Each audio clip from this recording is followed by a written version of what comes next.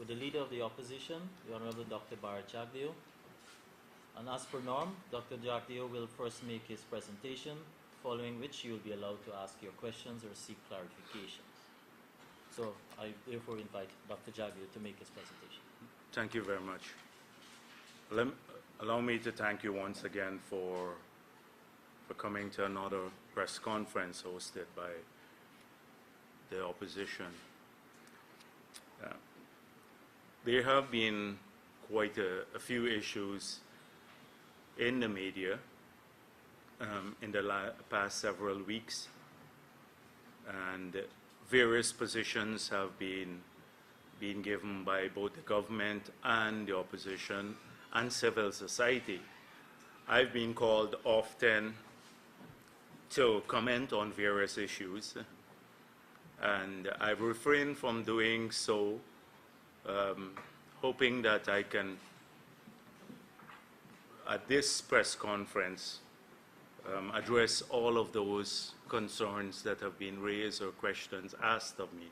And so those who have called me, and some of you are here, please feel free to raise those issues again that you asked me to comment on during the course of the past 2 weeks. I wish today to start by welcoming the two shows to Georgetown, and I do hope that they have a very productive conference, a conference filled with discussions that in a real sense will move the development of our Amerindian communities forward. We had an opportunity Sunday to meet with some of the two shows. At that meeting, the General Secretary and I spoke, and we spoke extensively about the course of our history and the changes that took place under the tenure of the People's Progressive Party in office, and how dramatically life has changed and the circumstances of those communities have changed since we assumed office or in our tenure. We acknowledge that there's still many things yet to be done in those communities, but from the perspective of restoring and enhancing the rights of indigenous people, our efforts have been unparalleled. And from the perspective of basic needs, if you were to assess poverty from you can assess poverty from three perspectives. That is, economists do that from an income level, an expenditure level, and in terms of access to basic needs. That whilst we have not been able to radically transform the village economies in many of those areas, that in terms of access to basic needs, those communities have improved tremendously in terms of water and access to health facilities and education services. We pointed out how badly our children were treated in the past. And so it is with great surprise that I saw the President speak about the state of education in the hinterland. And as a historian, I expected him to trace the evolution of the development in the education sector for hinterland people. He did not. Because had he done that, he would have recognized how abysmal a failure the PNC was in office prior to 1992. He would have recognized that where we are today is light years away from where we started, although there's still a long course to travel. And he would have recognized, for example, that most of our kids in the hinterland, in fact, 95, 96% of them never had access to secondary education because there simply there were no secondary schools, or very few secondary schools, I think one or two, in the entire hinterland. And those circumstances improved tremendously. The PPP built several schools, secondary schools in the hinterland. We got, when the kids finished primary school, we got them to go to those secondary schools and stayed in dormitories that were built. The dormitories have been expanded several times. As I was president, they keep filling up, and we kept expanding them to accommodate more kids. The numbers that came out to the city to study and to be incorporated into the police force and the nursing profession or as teachers was a huge number at almost all of our educational institutions through the Hinterland Scholarship Program.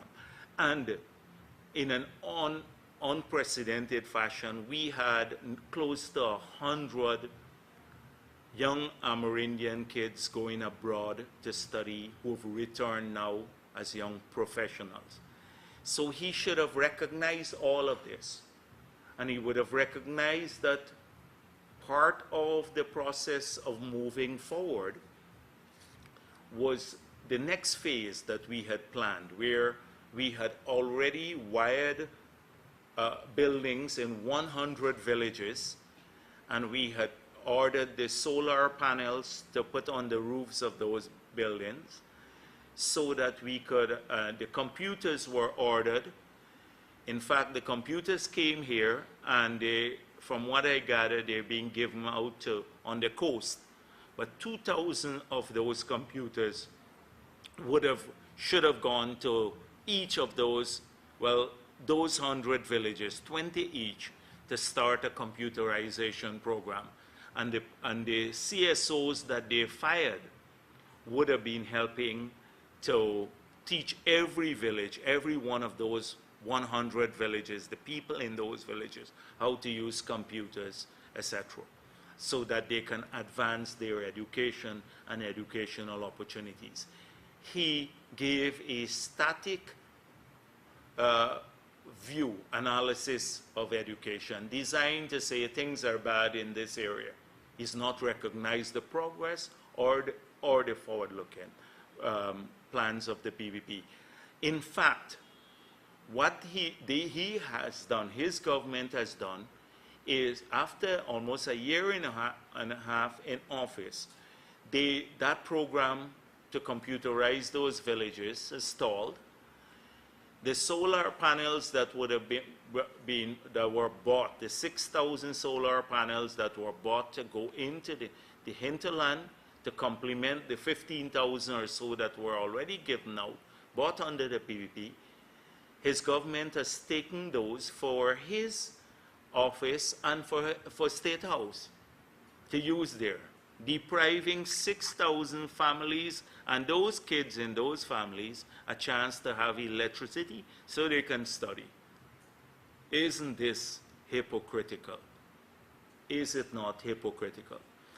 And so we spoke about that, the history. I'm not going to go into healthcare because healthcare is the same situation. Health huts in every village, close to 400 health workers hired from the villages and trained and put on the government payroll. That was the history. We got several people who from the hinterland to go into the MEDEX program. They were trained there, apart from the Amerindian doctors. And we upgraded the regional hospitals so that they could have access. And there was drug most of the time.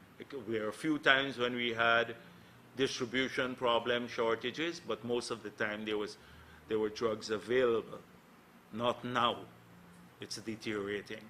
And so we spoke about that. But the critical issue, as I'm coming back to these points about what should occupy or what occupies people's minds most, these two shows' minds most, from my interaction with them, were issues that were not dealt with at all at the conference or in the president's speech. First of all, they were talking about, the PPP tried to steal the two shows to talk to them, silly things like those. The president then said, oh, this two shows council meeting started under Burnham in 1969. He had to put the stamp of Burnham on the two shows council. Never mind that legislatively it was called for, and the first National Two Shows Council on the law was held in 2006. Somebody needs to tell the president there's a big gap between 1969 and 2006 when some meeting was taking place. So those were the things. So let's hear what were the biggest concerns that the two shows raised with me, and how are they being addressed. The first has to do with land, the land titling activities. I saw the president acknowledge that Amerindians now have 14% of the territory. But another member of his government, Eric Phillips, is upset about this. They got there because the PPP worked steadfastly to title Amerindian lands and have given several titles to many of these communities. That's one. And the record of this government is that when it took office, it disbanded the Amerindian Land Titling Unit. And up to today, almost a year and a half in office, it has not titled a single Amerindian community. Not a single Amerindian community. It disbanded that unit. So the questions are, how soon are they going to resume this process? And what are their plans to continue the titling activities for these villages? How many villages are now being considered for titling and for extension? That would be a specific that the leaders would appreciate getting, And we in the opposition would also like to know. That's a first issue. Secondly, I mentioned about the solar panels already. How are they going to, we found that there were several homes and communities that did not get all of the solar panels they needed. So the 6,000 were for them. How are they going to address those? Are they going to give them the 6,000 panels, buy new ones, or are they going to continue keeping them for the president? That's what the leaders would like to know.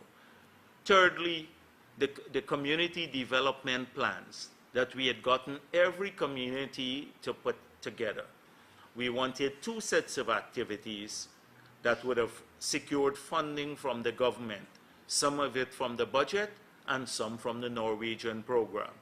Those activities would have focused on food security, and secondly, the development of an economic activity that will generate jobs for young people and income for the villages, for every village.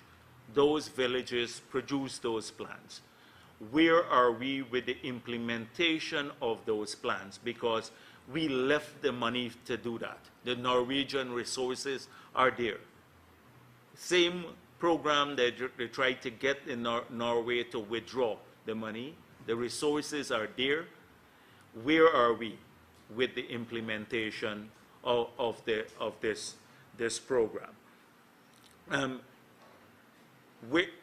Then two shows have been very worried about the government moving forward on issues that affect their communities without this principle being observed, that the APA, APNU, and every single international organization used to ask the PPP whether it was observing in relation to every issue in the Amerindian community. It's called FPIC, Free Prior Informed Consent.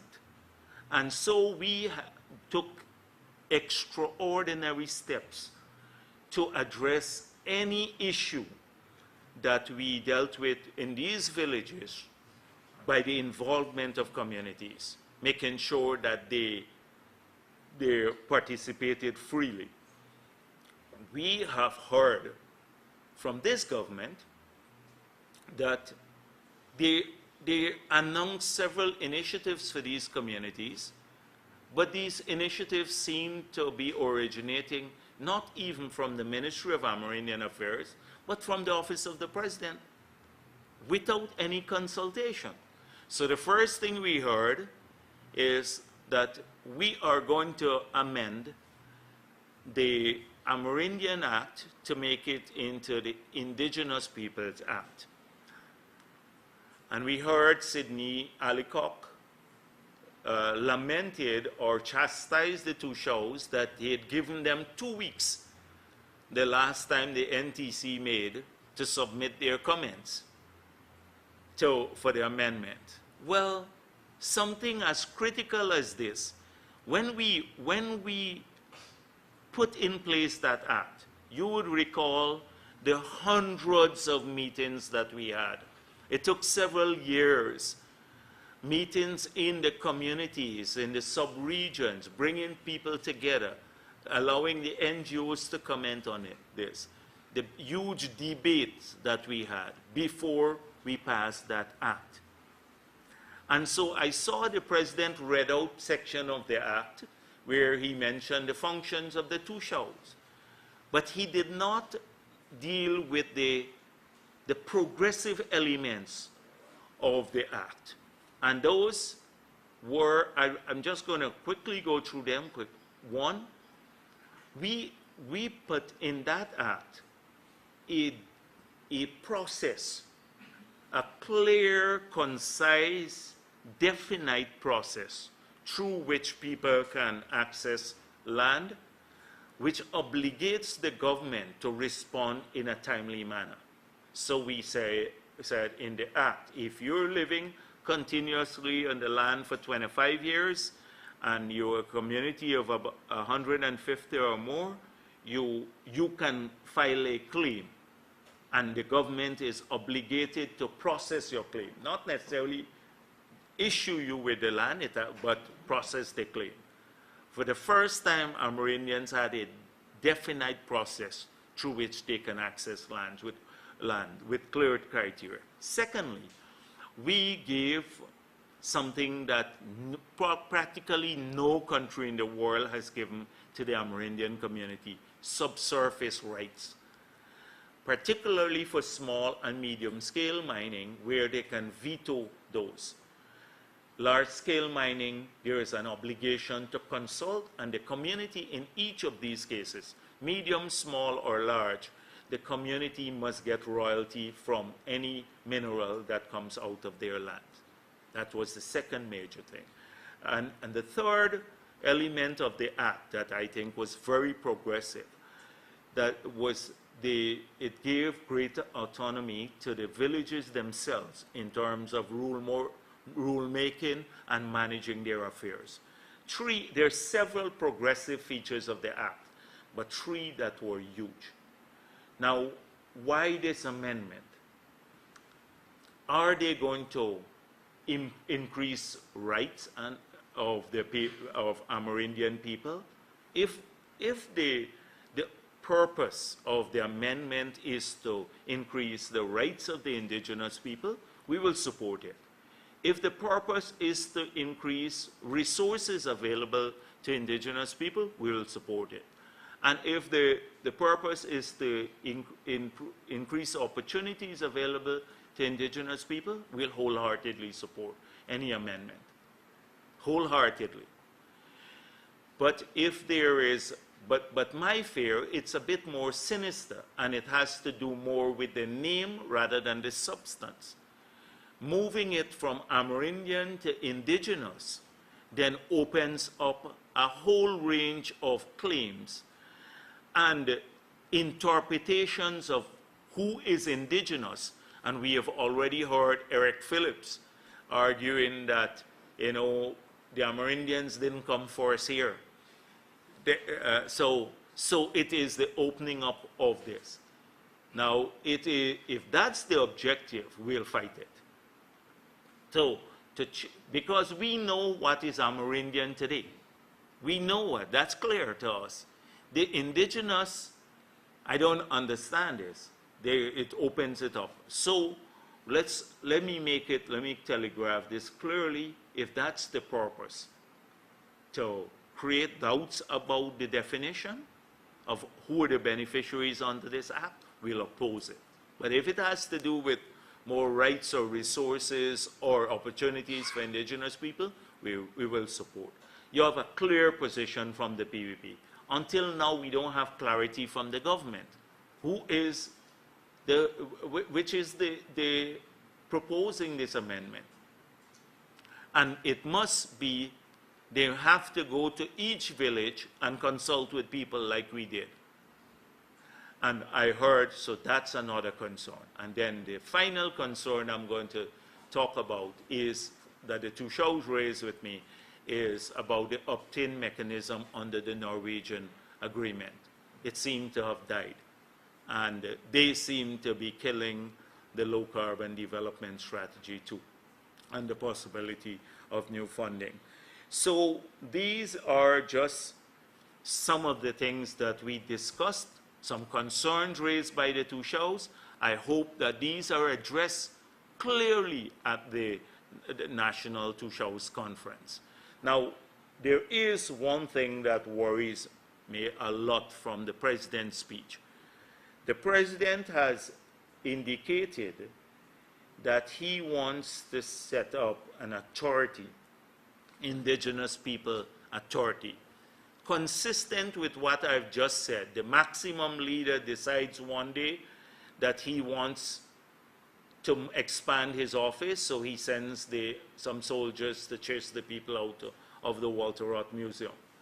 So now he decides, contrary to all the work that we have done, that he wants to set up an Indigenous Peoples Authority.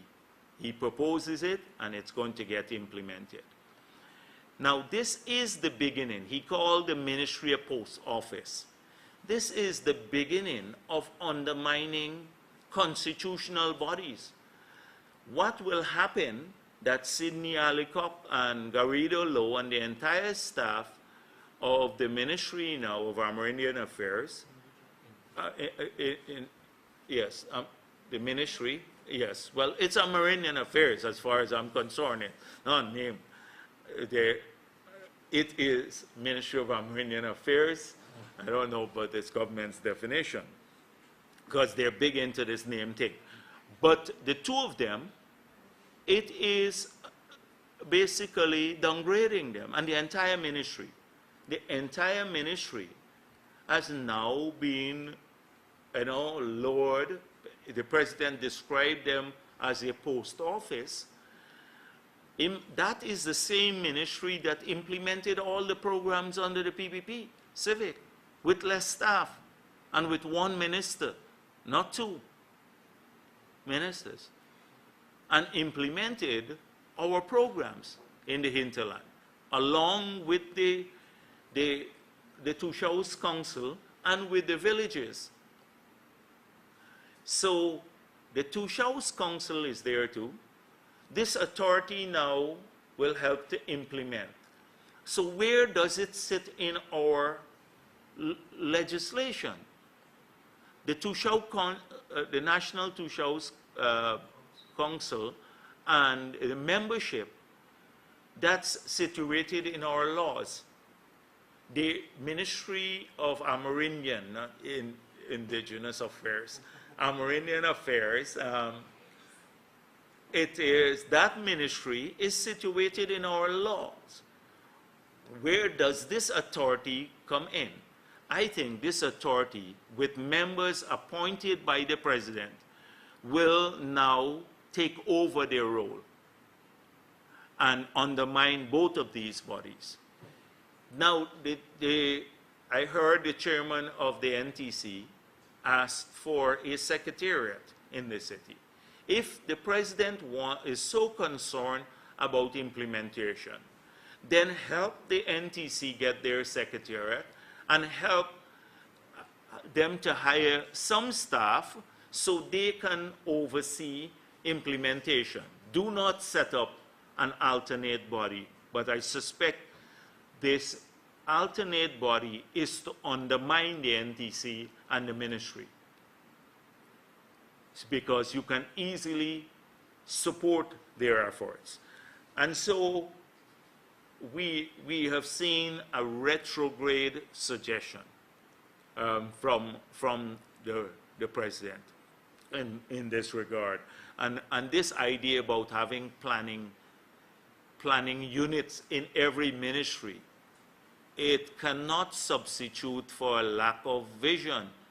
If you have no national plan, how would sectoral plans fit into the national plan or a strategy? This government has absolutely no strategy to take our country forward in any area, in the social sectors as well as the economic sectors. And putting planning units in every ministry will not help with that. Will not help. In fact, it will just expand government, and what they would end up doing is hiring a few more people, you know, not through any public process again. So you'd have some people who are over 65 heading all of them. So I want to, as I started off, wish the two Shouds all the best in their deliberations. I hope that the government listens to people and they would address some of these concerns that I've raised. Now, I want to go to one other area, and then I would take questions. It has to do with what is going on in the media about the bond issue. We thought, in fact, after Trotman came out at the beginning and said, you know, the president appointed this body to oversee or to report back within 2 days on a contract that cabinet had fully debated and sent to the parliament. We thought that it's not going to really be objective, but we were prepared to give them a chance. I saw Trotman saying, well, we visited, and it is PAHO WHO compliant. I don't know whether Trotman now is a specialist on assessing the quality of, the standards of PAHO WHO. He visited a building that was under construction. And he said, it is not true that the building is not prepared to accept drugs, that it's in a state of disrepair, because they have an air conditioning there. They have a changeover switch. A changeover switch is just a switch you pull to when you get blackout. If it's manual, you pull it down. It change from GPL to your generator, and if it's automatic, it switches over. They have a changeover switch. They have electronic and physical security. So they must be compliant. An AC, a changeover switch, electronic and manual security. This is pure I don't understand what this. I can't find a word to describe it. I can't find a word. In another place, I'll call it something else. But then the excuses did not stop there. So Nagamutu wants to outdo Trotman. He then says, oh, there could have been a fire, you know, and it's the congestion that caused it. You know, we had to get a second place. This is the committee of Harman, Trotman, and Nagamutu is the cover-up committee. It's called the cover-up committee. And this thing is not just about Norton. Find out about the people who have been frequenting this place in Middle Street. And you will find how deep the connections run into the cabinet. And that contract is not about Norton himself. Norton was directed to initiate that. Until now, they haven't answered how Norton knew. They haven't answered that question, but Norton was directed by members of that cabinet to negotiate this deal with this individual, and they all knew about it when it went to the parliament. Nagamutu said to me it was fully debated at the cabinet. If this cabinet debated that issue, why was Norton apologize? It means we have a dunce and incompetent cabinet that couldn't ask basic questions.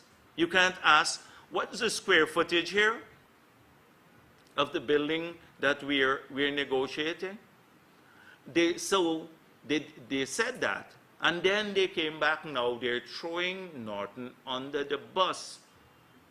And so I heard him said today, Norton, I don't know anything about, I'm new, you know, I don't know, a year and a half. He was the one, the biggest one talking about single sourcing under the PPP, about single sourcing from Ramroop. Norton, every week in the parliament, and today his excuse was, I don't know much about procurement, I don't know about these what called competitive bidding or selective tendering, but he knows about single sourcing. He doesn't know about, you know, pre-qualification. Suddenly looking for sympathy. They're hoping that, you know, people would say, oh, poor Norton, he doesn't know much about this stuff, that it will go away.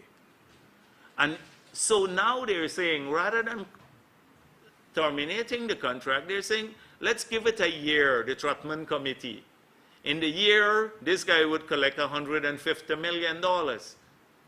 He'd collect $150 million, who bought the building for $25 million, and our drugs will not be stored properly.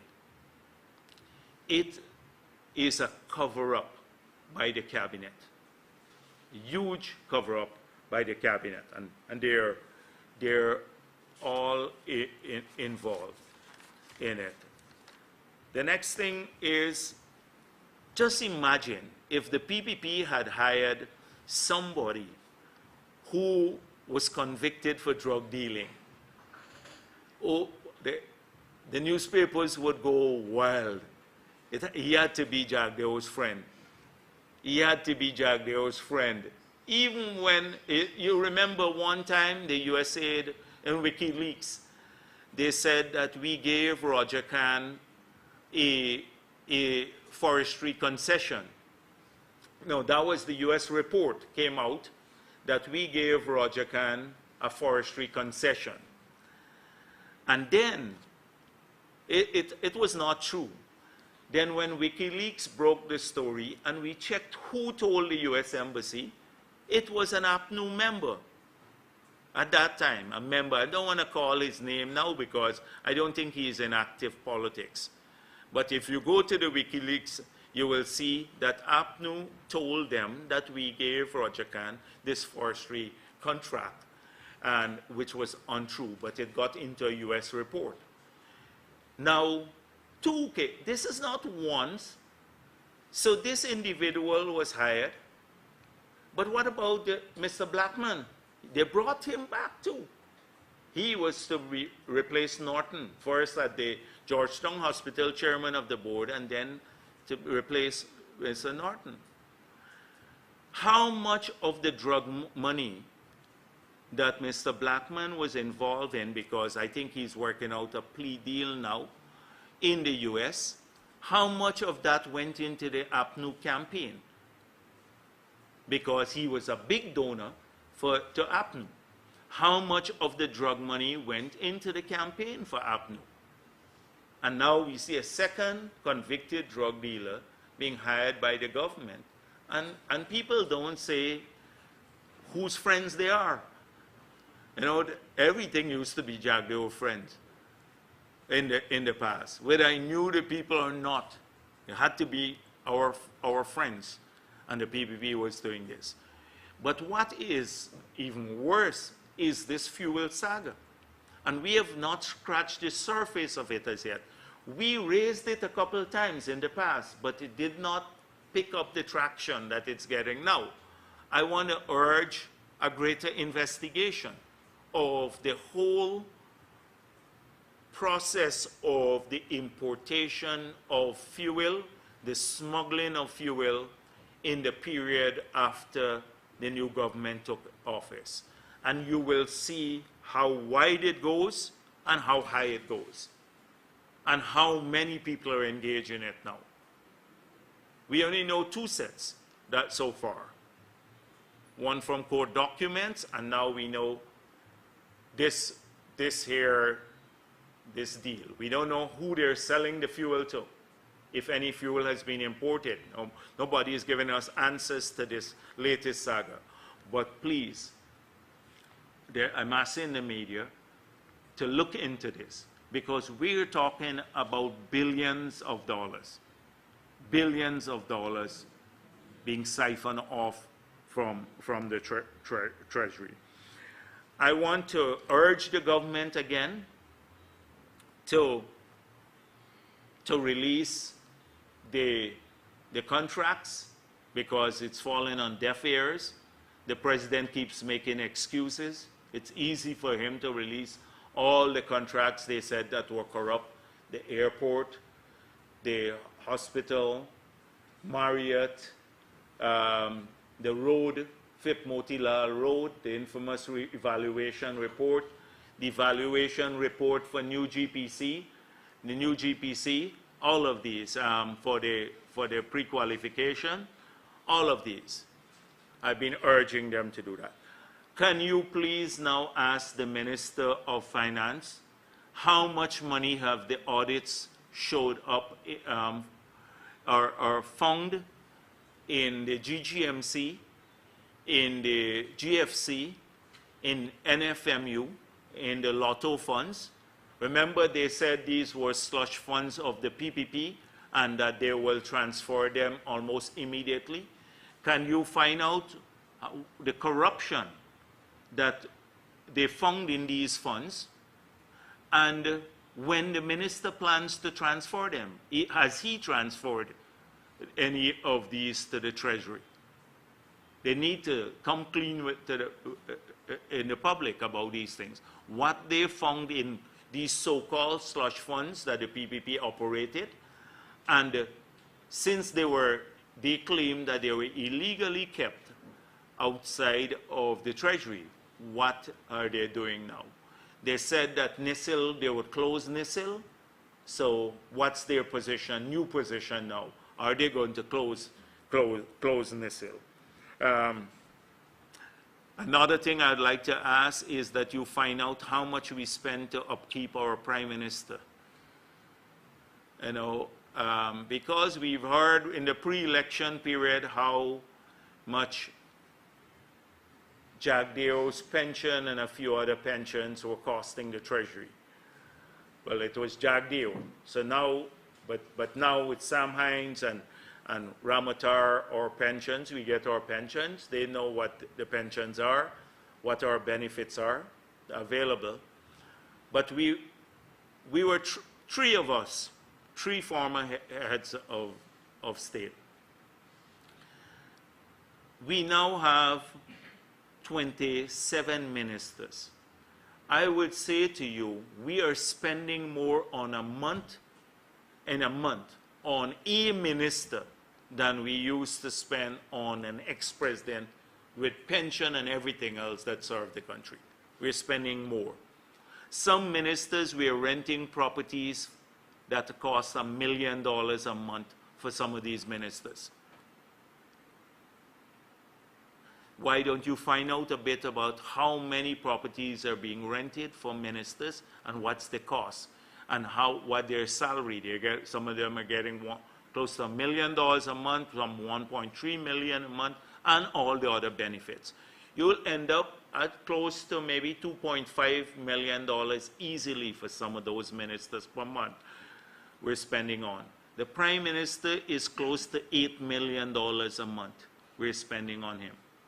Close to $8 million a month, leaving out all the fantastic sums that they have spent on rehabilitation of State House and the Prime Minister's house, and the millions, tens of millions on new furniture, etc.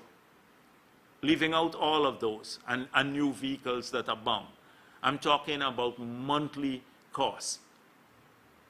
You should just find out. And they were complaining about my pension and a couple of other things. And now these ministers. So it would be a good thing to follow up on. And it would be good to follow up on what's happening to this cleanup program now too, in the city. Remember, that was the big showpiece. So the money disappeared, as we predicted, because they were just using money that they did not have to spend on the cleanup. They were using money that they raked in from all sorts of deals for arrears. Now I see they're saying they want to go after NISIL for some payments, but the City Council probably owes GPL close to $1.5 billion. City Council owes GPL over $1.5 billion. They can't find money now to pay to collect garbage, but they found money to put in these parks and all these things that are now falling apart already. We predicted it. We said that the money for the cleanup was not coming from recurrent revenue. You're using arrears. You're making deals to collect arrears, and you're spending it. What will happen when that's over? So that was the big thing about the government. Oh, we're cleaning up the city. Well, I supported that. We support the cleaning up of the city. But it can't be just for a couple of days. That's to continue continuously. And this is the problem with this government and money. It's managing it in a way, that recognizes there is a tomorrow too. We warned about it. They spent up everything. And we would like to see the city resume, especially in front of the leader of the opposition's office. They used to be there every day cleaning up and stuff. And, my building is there too, the foundation building. So they pushed up my property value. We'd like them to clean up there and stuff. I see a lot of grass growing there once again. The canals are plugging up. So I'd be happy if the city council could clean up those places. I'd stop there. And one last question. Does the president really want to know what's going on in his government? Does he want to know what's going on? Okay, thank you very much. You've heard the opposition leader. I now invite you for your questions. Kindly follow protocol and identify yourself. Dr. do you have a comment on the announced move to increase the toll at the Suicide Bridge? Oh, is there an announcement that they're going to increase at where? Which bridge? In Linden. Oh, this will bring hardships to the people of Linden. Why would you want to do something like that? Why would you want to do something. People will minimize passing through there. If going across the bridge now for people who live on the other side of the river would mean probably higher fares. It would mean more increase in cost of living because goods and that they take over will cost more. Why do you want to do that now? And this, let me tell you, the government is still flush with money that we left. They still have a lot of money. But they're on this, I don't understand, a counterproductive sort of policy to bring hardships to people, ordinary people, like the banning of the cars and the tires. And it's not just there. At MMA, they've just decided now to increase the rentals there for property rates and taxes, D&I charges. So they will bring huge problems for people who live in West Coast Berbice, including many who supported APNU. Almost half of the population of Region 5 voted for APNU. I think we got a few thousand votes, only more than APNU in that region. And they've just decided to increase the tolls there. Even if you, why would you do something like that at this time when things are tough for people? At this time, it's unbelievable. A quick follow-up. The Region 10 is used as a gateway to many communities in the interior. This obviously will extend to hardships for the Amerindians there, no? Yes, but not just the Amerindians, but people in Region 10 itself and people who live across the river. Is it the road or the bridge? It's for certain categories of vehicles carrying goods to pay a toll for use of the roads. Oh, for using the roads too. So it will mean hardship for people on both sides of the river. I thought it was the bridge crossing the river. So it means more hardship for people there. What would that result in? Businessmen are not going to absorb those costs. They're going to just pass it on to the communities. Here's again. Sir, if I can bring you back to the cabinet committee and that review. You essentially said, by not using the word, that there's massive corruption here. What you did say is find out all the people who've been frequently in the street. You'll find how deep the connections run to cabinet, and cabinet essentially directed Minister Martin. I was hoping you could expand a little more on what you meant there and what courses, what avenues available to the opposition in terms of remedying this. And are you still going to go after Minister Martin at the committee level? Because you seem to suggest that it's not his fault. Yeah, but he lied in Parliament. So he would have to face the consequences in Parliament. So he lied to the Parliament, and he needs to face the consequences. I think this thing about the apology, so he does it, but they don't change the contract. It's just to prevent him from being sanctioned in Parliament. So he sends an apology to the Speaker. The Speaker says, no, the minister has apologized, so there's no need to send him any longer to the Committee of Privileges. It gives the Speaker a way of saying the minister has apologized. I think that the test of this issue will be whether they are prepared to terminate this contract and to give us the real details. They have to have an external investigation. Who directed them to Larry Singh, who has never stored drugs before? Who directed them? And I think the other comment was quite clear. I said, I'm urging the media to do some more investigative work on a few issues, because I think the media probably will get more access. We we raised several issues. On most of the issues that we raised, we're not getting answers. Look at the one about the BK settlement. It has now come out that what they said to the parliament was also not true. And we have to examine, I asked Gail to look at the documents, the verbatim answered, and to see what exactly was said, so we can take this steps in relation to that too.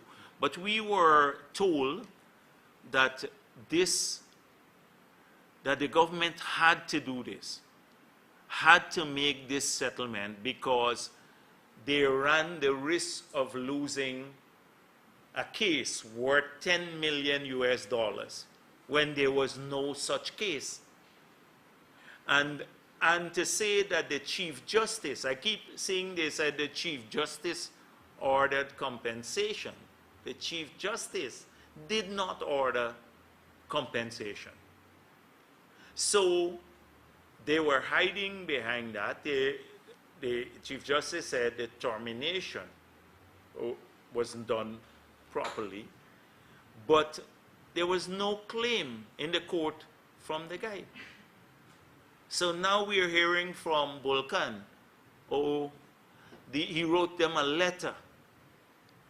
Now, the reason why my worry is a letter can always be fabricated, backdated. But if you talk about court case, you can now go and file in the registry. It would show.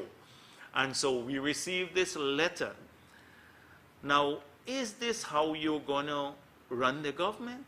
If somebody makes a claim against government, I'm going to write a few letters myself. We have a few court cases, but they're not settling with us. Myself, Donald, and Sam, we have a case against the government, and they're not settling that, although that will cost just a tiny fraction of this $80 billion they have given away to their friends and families.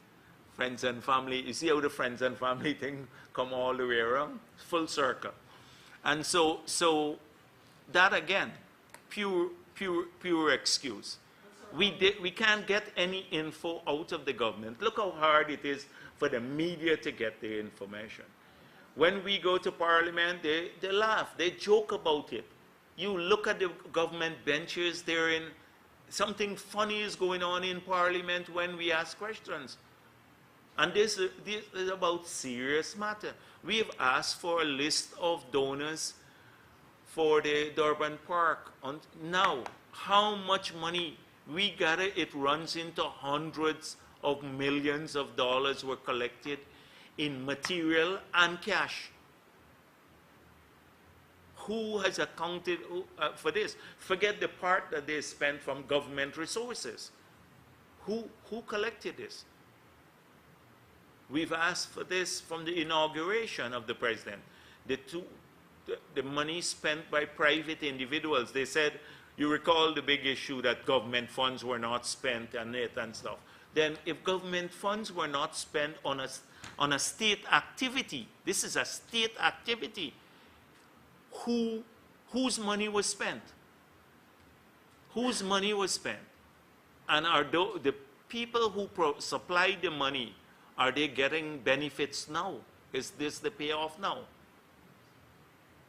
I saw one individual wrote a letter to the Kaichor News and saying, I blocked his road or something. Years ago, I don't even know where the man lived, but I blocked his road being fixed.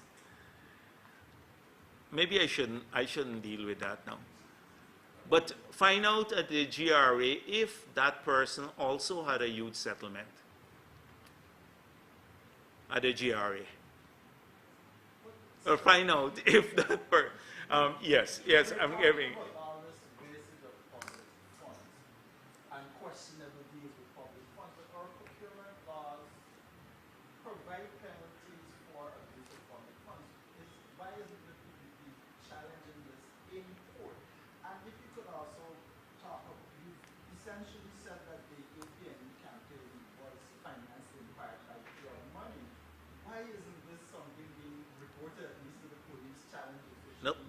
I asked the question.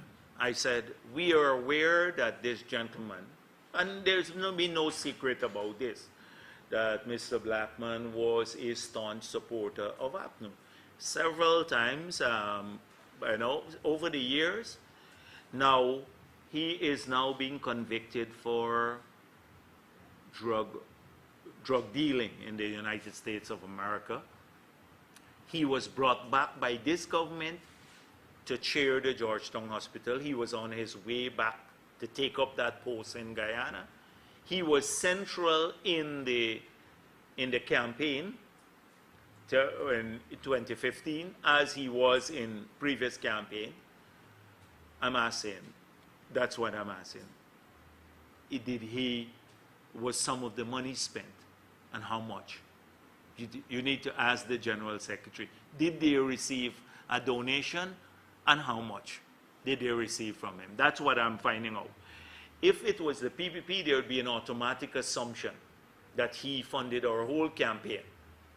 The same standards don't hold for the two parties. Same standards don't hold. Yeah. Yes. All right. I've given you enough. Yeah. Oh, the procurement laws. The procurement laws allow aggrieved parties to take action. I'm hoping with the establishment of the Public Procurement Commission now, that a citizen X, any citizen, can now go and say to the Public Procurement Commission, here are some of the facts that we know. We're asking for an investigation. But if you're an aggrieved, under our procurement law, only if you're an aggrieved party, say you're a tenderer, and you believe that a tender has been given to someone unfairly, then you can file a protest. But I don't think it allows for third parties to do so. But in this case, the public procurement, because it's a constitutional body, you'll be able to file there. Yes.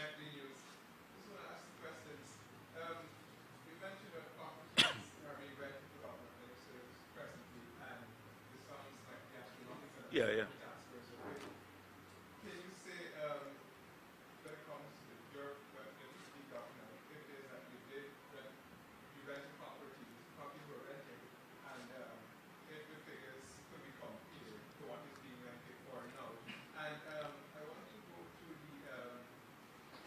the person that made the acquisition about the road, I think it is you were saying from Ditko, and even Mr. Glenn spoke about the fact that directions were given from you, basically, that these streets were not to be looked after. And there's this perception that you've been dictated because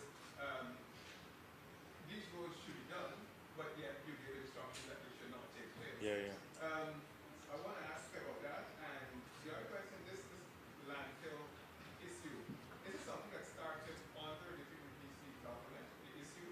And looking at the court challenge that persisted, didn't the government ask for the best interests of the people when it went to the settlement? Because I'm thinking if BK had filed another challenge probably to block anything from happening here, the question would have been asked, where would we dump the waste? Given that nothing could have possibly taken place at the landfill site. Okay.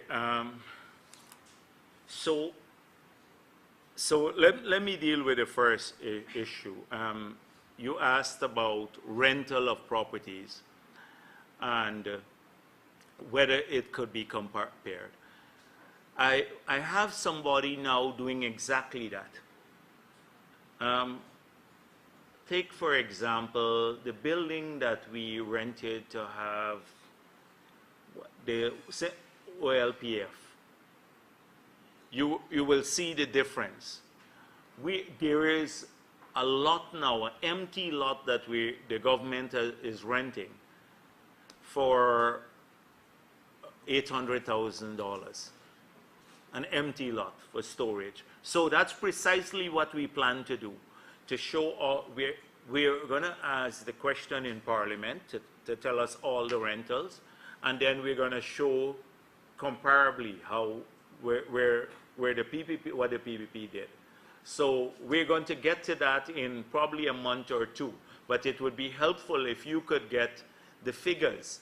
And you could ask also about this. You know, most of the ministers under the PPP some lived in Achillebar and a couple other places. I don't know what's going on in Achillebar, who's gone in there now, but it doesn't seem like ministers like the Achillebar anymore. The second issue is I don't even know where this man lives. To say that I will tell somebody not to fix his road when I don't know where he lives. Secondly, I saw they said Enrico Wolford too. I didn't fix his road. I don't know where Enrico Wolford lives.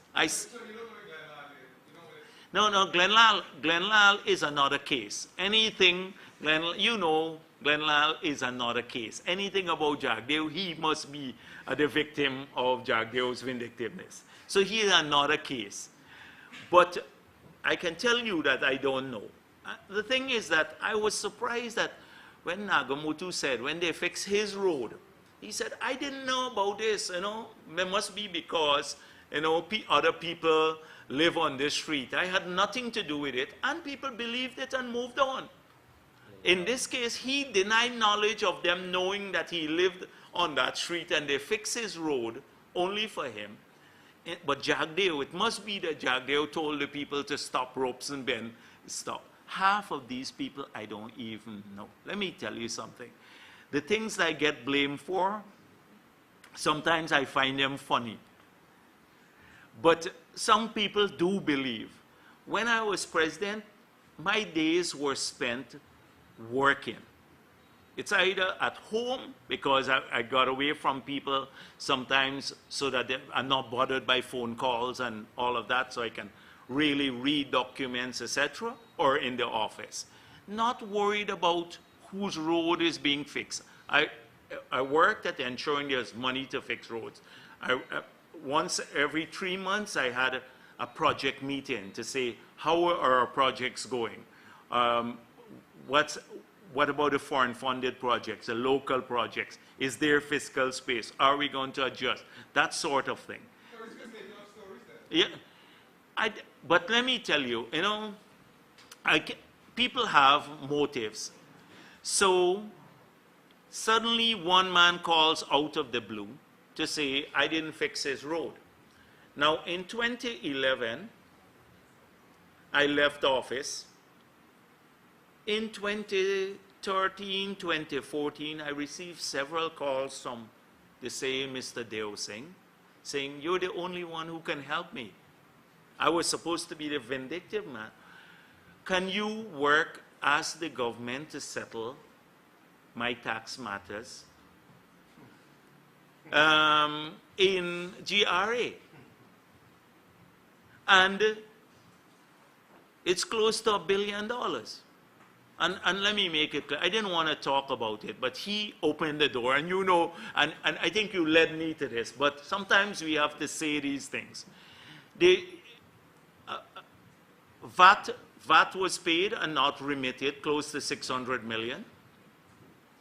PAYE, not remitted to the GRA, collected and not remitted, and then corporate tax. He himself told me this. He sent me documents. So now, in 2016, I didn't fix his road when I was president in 2011, but in 2013, 2014, etc., I received several documents from him. He raised it with me, etc., to talk about helping him with the GRA. And I said, no, I don't get involved in those things.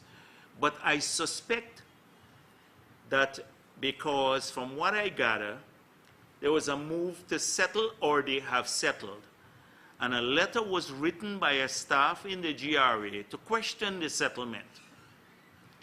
To question the settlement, that it is not in keeping with the law.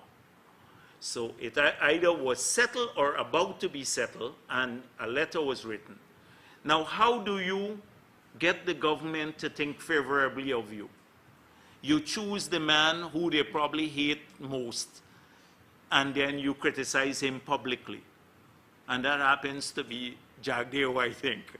And so you suddenly make your case that I have good APNU credentials. Look, I was the victim of Jagdeo in I was a victim of Jagdeo.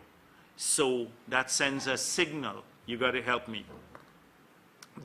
People have motives behind lots of things. I did not want to deal with this matter today because, but I can name tens of cases of a similar nature where people do things for a purpose, So you ask the government about this, whether they have been, the staff of GRA was called several times to have this case settled.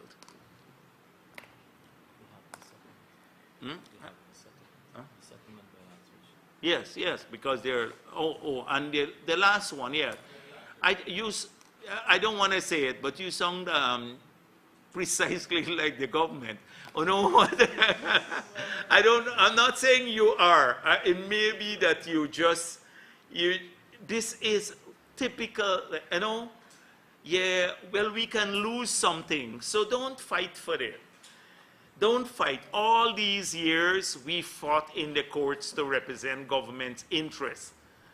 Over and over on several tax cases, etc. We were fighting there. And suddenly, there's a fear that we may lose something, There's a fear that it could be larger. So why not apply that to every case that the government has? Every case, there should be that fear. So I want to file something or urge someone to file for $100 million now for deprivation of benefits. And then the government may be fearful of that and give you $50 million.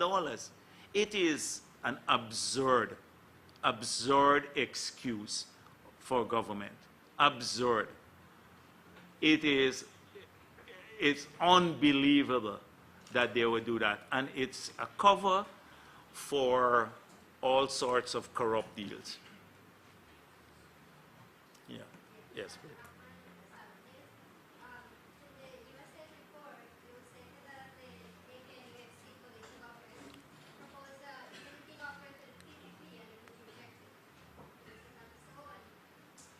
I saw the report had a disclaimer saying those are not the views of the U.S. government or USAID. Because I suspect the U.S. government would know that that's not true. But these consultants, when they come, it depends on who they meet. So if they meet Nagamutu, your Nagamutu with his olive branch, this time he doesn't even have a dry branch to offer, much less an olive branch. He has no power. He offered an olive branch to the PPP. It's purely nonsensical. There has been no proposal any proposal about power sharing or anything of that sort. There's been no formal proposal put to the government, to the PPP in that regard. And so that is not, the report is, as I said before, not the views of the U.S. government, just consultants. On that same note, Bassel Williams, in the up to PNC Congress, Bassel Williams has mentioned that he's confident that he will join the coalition. I just want to get your views on that. Join the coalition. I have no doubt that people have to work together for the development of Guyana. And APNU does have a constituency, like the PPP. And we have to find ways of working together. But it has to be on the basis of clear principles. And we are not a party that some people thought that we were going to beg to be part of this government. I heard disparaging things like, being said about us. We're not anxious or begging to be part of any forum in the executive. But I do believe that people have to work together for the interests of the country. And we have put some issues out. We've made it clear that I said to the president from the beginning, when you're done with campaigning, when you're done with destroying, basically, by extension, I didn't say this to him, but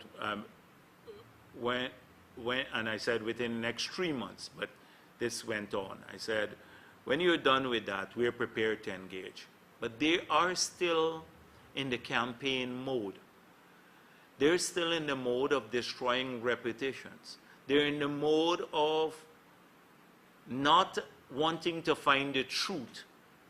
They're not interested in finding the truth as to whether there was corruption in the Marriott or not, because they can release the report, or in the hydropower project, or in the hospital project.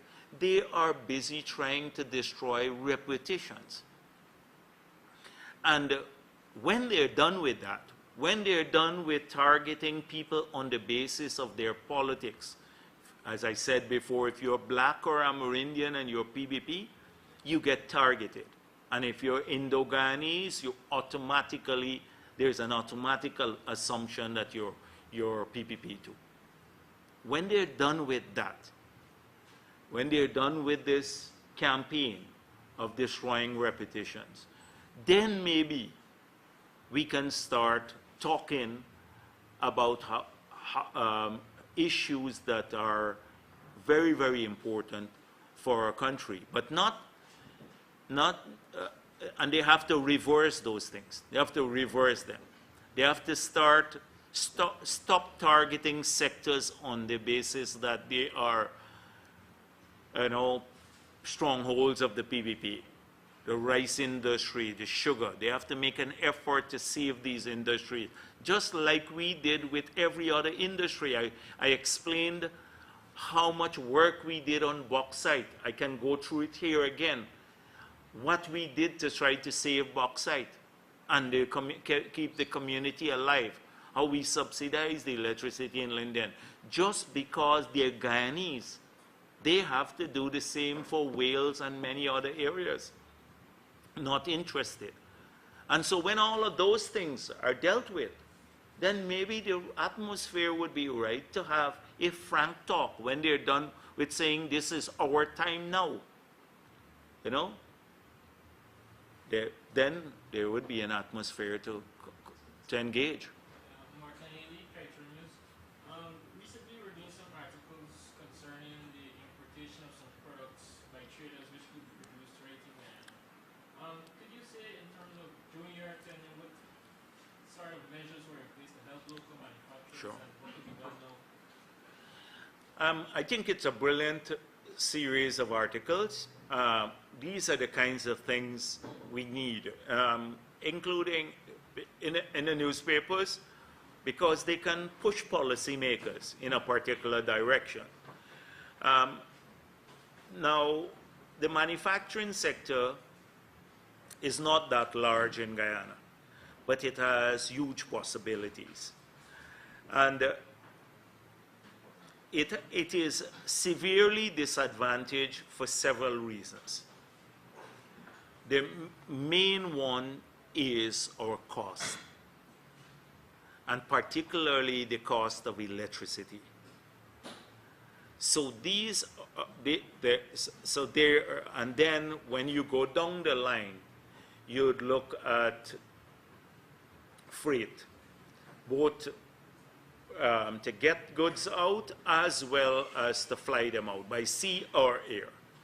So we had a plan to not just support the manufacturing sector, but all sectors, all productive sectors, and to make our goods more globally competitive.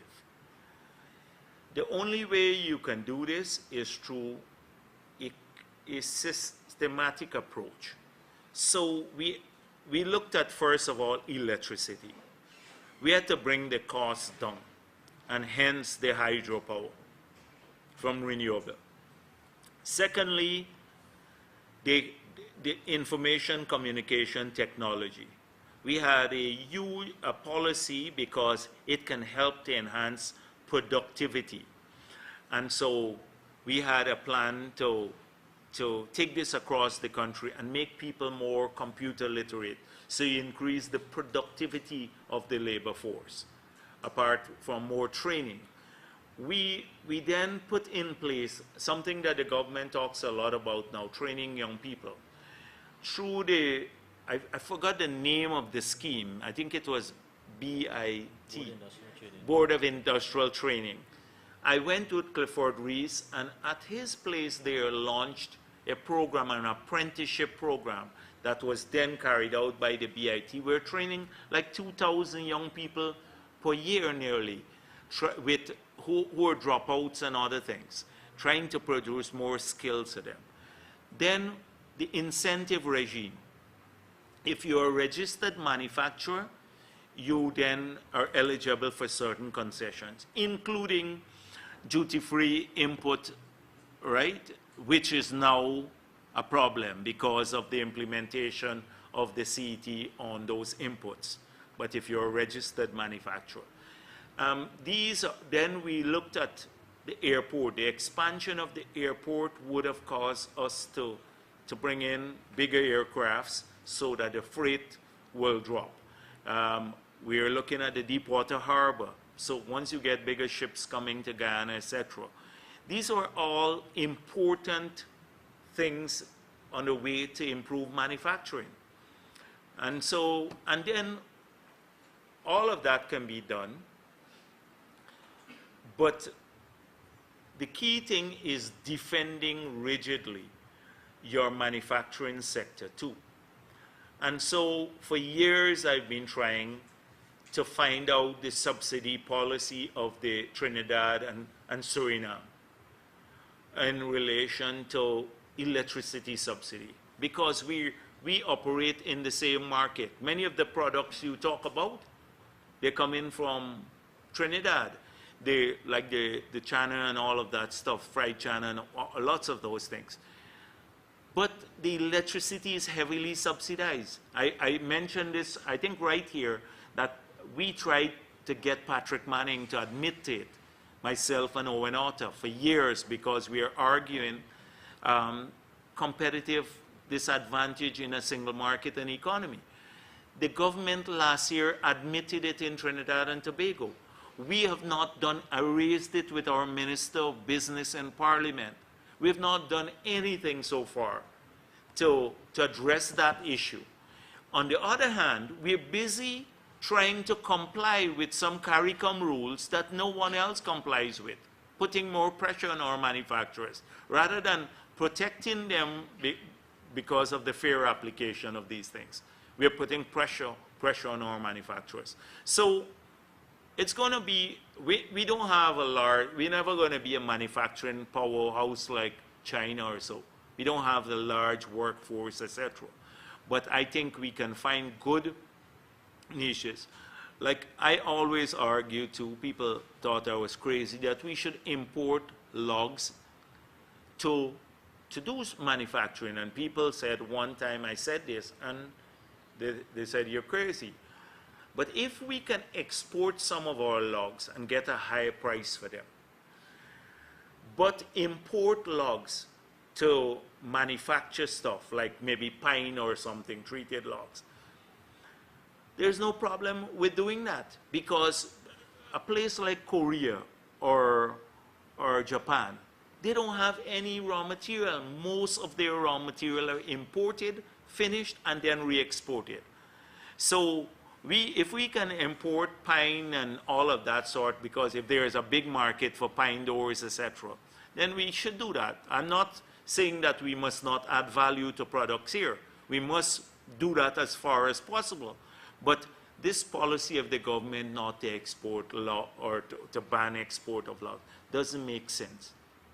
It was the old kind of thinking where we started by saying, let's ban the importation of wheat and flour and use rice. But if we can export our rice and earn more, and it makes sense to import wheat and do the same thing. It's comparative advantage. You have to look at it. And it should open a full debate because people have different views on this. Maybe this is what the Minister of Business should be doing, opening up a full debate and saying to people, small people, we will give you a special tax rate if you do the chana and the nuts and all of these things that can be produced here. We'll give you a special tax rate. You know, if they want to do better than we did, they can do some of these things. Any other questions? Yeah. Just like to hear your views on the government consideration of the use of marijuana for private. We made it clear, if you check our manifesto, the PPP manifesto, you will see that in our manifesto we spoke about the issue, what we will do if we win back power. That we said that we will support the reduction or the removal of the penalty for people who use a small quantity, because too many of them go to jail for small quantity. You know, if you have like a little bit, you can go to jail for 3 years, 5 years, etc. But we don't support the decriminalization of marijuana, because we don't support marijuana production, the growing of the trees. We don't support the production. We don't support the sale. We don't support the export. Okay? But too many of our young people go to jail because they just have one joint, and they can be sent to other places. They can be sent to rehab. They can be sent to community service, or rather than being in prison. And so this is our position. So when we were told about it, Mr. Hughes came, Nigel Hughes came and saw me. I said, the party will discuss this, and we discussed it at the party level. It was in our manifesto. We're not hiding from the issue, unlike the other parties. We put it in our manifesto in the 2015 elections. It's there. And we said we will allow a conscience vote. Those members of the PPP MPs who want to support it can support it, and those who don't want to support it will not need to support it. But I think too many of our young people, you know, these boys in the city or in the village just make one smoke and they're in prison for 3 years.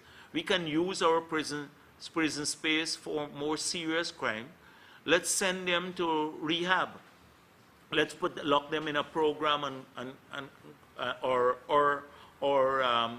have them clean up the school compounds and the village canals and stuff like that for a while.